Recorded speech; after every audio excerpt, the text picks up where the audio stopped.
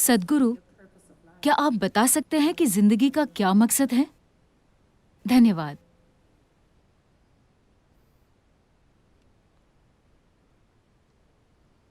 क्या अच्छा नहीं है कि अगर कोई मकसद ना हो तो आपको कुछ भी पूरा नहीं करना, आप बस जी सकते हैं? हुँ?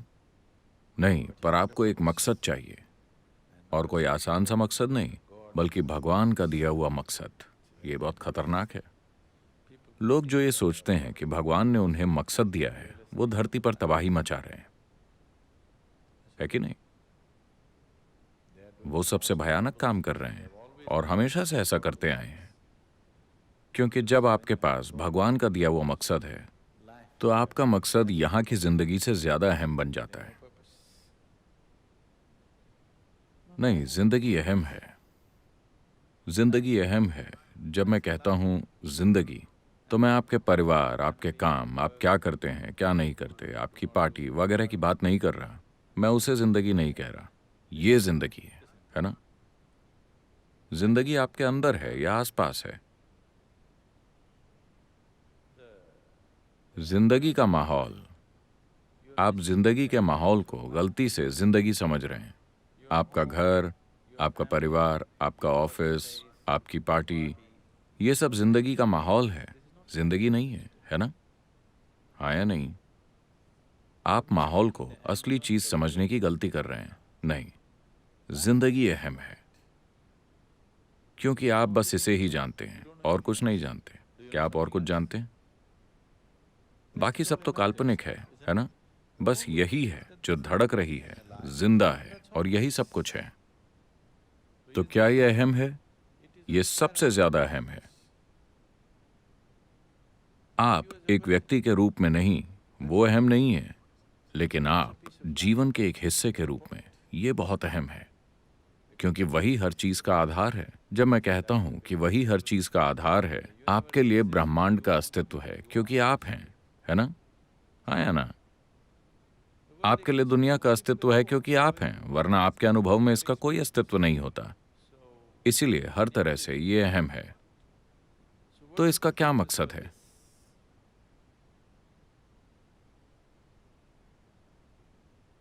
देखिए, अगर आपका कोई मकसद होता और आप उसे पूरा कर लेते, तो उसके बाद आप क्या करते? उसके बाद आप क्या करते? बोर हो जाते, है ना? बस इतना है कि जीवन इतना जटिल है, और इतने अद्भुत तरीके से जटिल है, कि अगर आप 10,000 सालों तक भी इसे ध्यान से देखते रहे, तो भी आप इसे पूरी तरह नहीं जान पाएंगे। अगर आप लाखों सालों तक इस पर गौर करते रहे, पूरा ध्यान लगाकर, तो भी आप इसे पूरी तरह नहीं जान पाएंगे। ये ऐसा है। क्या इसका कोई मतलब है? जिंदगी की सबसे बड़ी बात यही है कि इसका कोई मतलब नहीं है। This is the greatest aspect of life, that it has no meaning to it and there is no need for it to have a meaning.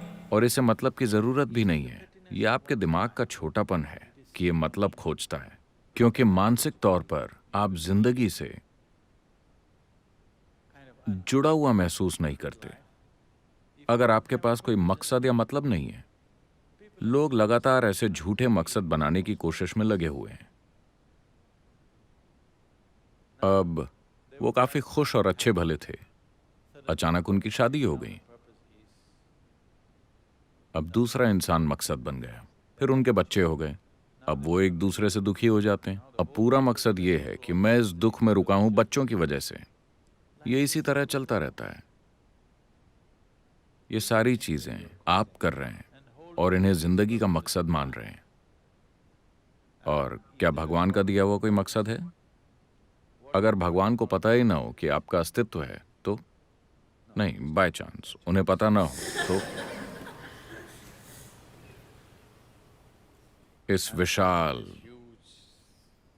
ब्रह्मांड में, जहां भगवान को इन अरबों आकाश गंगाओं का निर्माता और मैनेजर माना जाता है, उन सब में ये छोटा सा प्लैनेट और इस शहर में आप, मान लीजिए कि उन्हें पता ही नहीं कि आप हैं, तो क्या करोगे?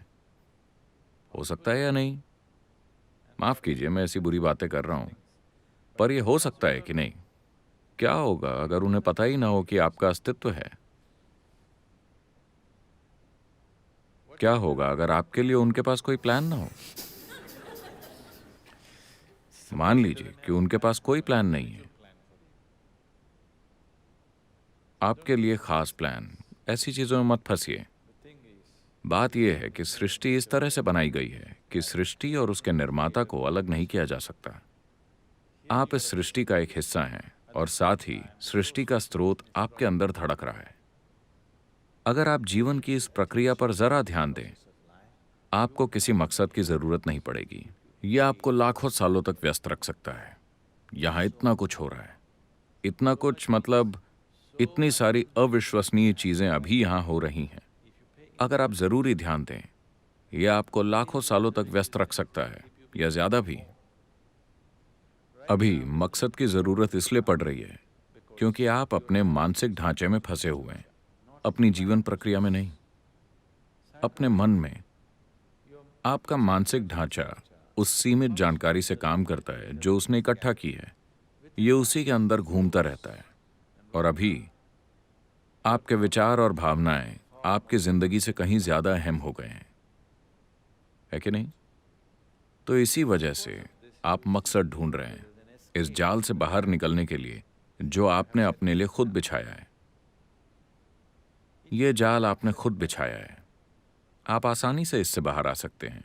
अगर जाल किसी और ने आपके लिए बिछाया होता तो बाहर आना मुश्किल होता, क्योंकि वो जाल इस तरह से बिछाएंगे कि आप उससे बाहर ना निकल सकें, है ना? मेरा मतलब, मैं जीवन की बात कर रहा हूं, शादी की नहीं। वही तो ये जाल आपने खुद बिछाया है। इससे बाहर आना आसान है, पर यही तो पूरी बात है। ये इतना मुश्किल इसलिए है क्योंकि अब आपने जाल से अपनी पहचान जोड़ ली है। आपको ये अच्छा लगता है। आपको ये अच्छा लगता है क्योंकि ये आपको कुछ मायनों में सेफ्टी और सिक्योरिटी और प्रोटेक्शन और एक अलग पहचान देता है। अगर आप अपने चारों तरफ एक सुरक्षा कवच बना लेते हैं तो वो आपको सेफ्टी देता है, पर आपको कैद भी कर लेता है। Walls of self-preservation are also walls of self-imprisonment. खुद को बचने के लिए बनाई गई दीवारें खुद को कैद करने वाली दीवारें भी हैं। जब ये आपकी रक्षा करती है आपको ये अच्छी लगती है, जब ये आपको रोकती है आपको ये अच्छी नहीं लगती। इसीलिए घर में दरवाजे होते हैं। हमें दीवारें अच्छी लगती हैं क्योंकि ये हमें बचाती हैं, लेकिन दरवाजे भी होते हैं ताकि हम उन्हें खोल सकें और जब चाहे बाहर जा सकें। चाहे दीवारें कितनी भी अच्छी हों, हम फिर भी बाहर निकलना चाहते हैं, है ना? तो ऐसा आपके बिछाए हर जाल के साथ है। चाहे वो कितना भी अच्छा हो, आप फिर भी बाहर निकलना चाहते हैं। तो जो मानसिक दीवार आपने बनाई है, जो आपको एक तरह की पहचान देती है, जो आपको आपके एक इंसान होने का एहसास करवाती है, एक अलग इंसान, और जो आपको सुरक्षा देती है, जब आप महसूस करने लगते हैं कि ये एक जाल है तो कहीं ना कहीं आप इसे तोड़ना चाहते हैं। तो इसे ना तोड़ने का एक तरीका है एक मकसद ढूंढ लेना। वो लोग जो जिंदगी में मकसद ढूंढ लेते हैं वो अभिमानी बन जाते हैं। वो हमेशा के लिए अपने ही जाल में फंसे रहेंगे, ये सोचकर कि वो सबसे बेहतरीन काम कर रहे हैं। सबसे पहले आपको जरूरत है संतुलन की। अगर आपके पास संतुलन है तो आप ऊंचाई पर चढ़ सकते हैं। अगर आपके पास संतुलन नहीं है तो जमीन पर रहना ही बेहतर है ना? बिना संतुलन वाले इंसान के लिए ऊंचाई पर चढ़ना सुरक्षित नहीं है।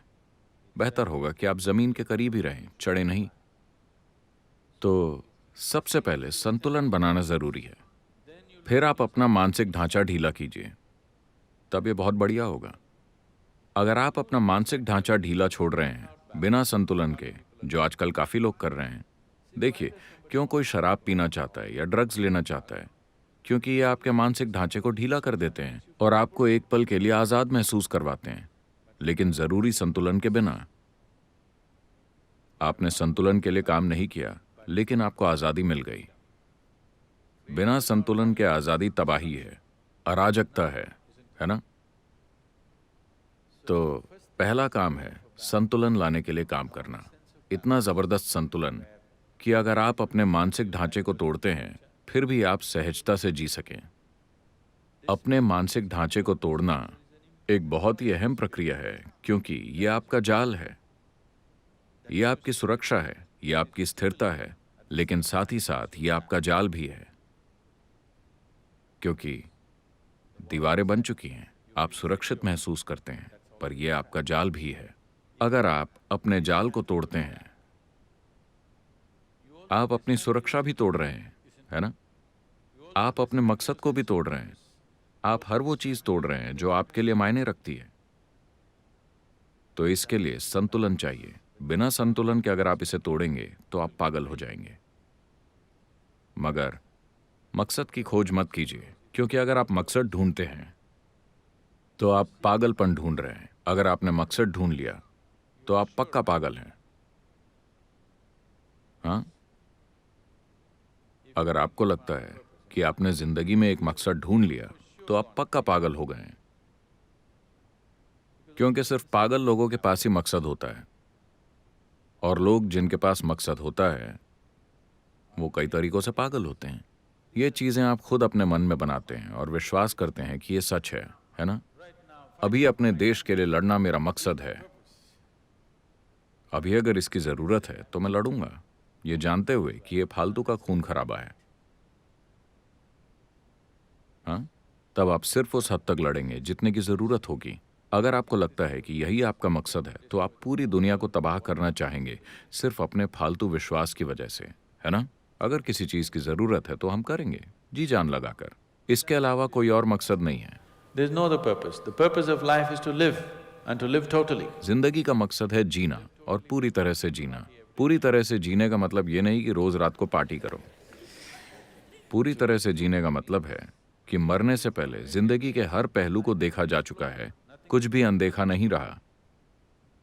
हाँ, इससे पहले कि आप मरें, अगर आप पूरे ब्रह्मांड को नहीं देख पाते तो कम से कम जिंदगी के इस हिस्से को तो पूरी तरह से जान लेना चाहिए। आपको अपने साथ इतना तो करना ही चाहिए, है ना?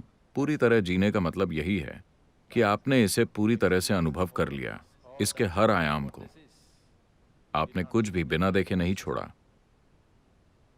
आप बस इतना कर लें, इसमें बहुत वक्त लग जाएगा। ये मकसद आपके लिए काफी है।